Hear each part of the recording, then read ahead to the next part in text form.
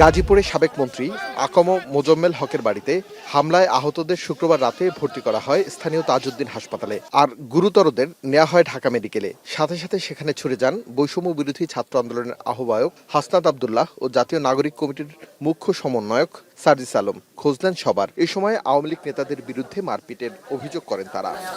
আহতদের মধ্যে কয়েকজনকে প্রাথমিক চিকিৎসার পর ছেড়ে দেওয়া হয়। গুরুতর বেশ কয়েকজনের মধ্যে একজনকে ভর্তি করা হয় আইসিইউতে। এই আহতদের কাছেই জানতে চেয়েছিলাম ঘটনা। কোপ দিয়েছে, তারপরে মসজিদে মাইকে এমনকি অ্যানাউন্স করা হয়েছে যে তাদের বাড়িতে ডাকাত পড়ছে, এই কথা বলে আমাদেরকে ওইখানে আটকে দেওয়া হয়েছে। একটা ট্র্যাপের মাধ্যমে আমাদেরকে ওইখানে আটকিয়ে দিয়েছে। আমাদের কল দেওয়া হয়েছে আমাদের সিনিয়র বাইকে যে ওই জায়গায় ভাঙাচোরা করা হচ্ছে, তোমরা আসো। আমরা গেছি, পরে মনে করেন যে আমরা ট্র্যাকের মাধ্যমে পড়ে গেছি। আহত শিক্ষার্থীদের মধ্যে 11 জনের চিকিৎসা ঢাকা মেডিকেল কলেজ হাসপাতালে দেওয়া হয়েছে বলে জানিয়েছে পরিচালক। আমাদের এখানে টোটাল 11 জন এসেছিল, তার মধ্যে আমরা 7 জনকে ভর্তি করেছি, বাকি 4 জনকে আমরা ফার্স্ট এড দিয়ে ছেড়ে দিয়েছি। এই 7 জনের মধ্যে একজনের অপারেশন লেগেছে, ইন্ট্রাক্রাইনাল হ্যামারেজ ছিল, এক্সট্রাডুরাল হ্যামারেজ আর কি। সে আইসিইউতে আছে অপারেশনের পরে।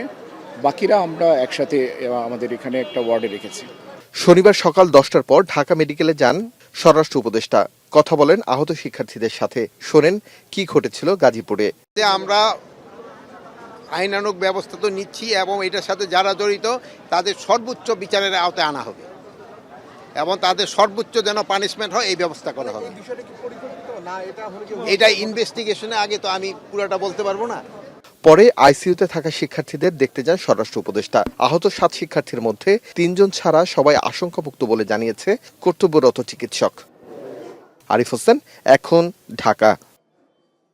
সানবিট সব দিবে সামাল।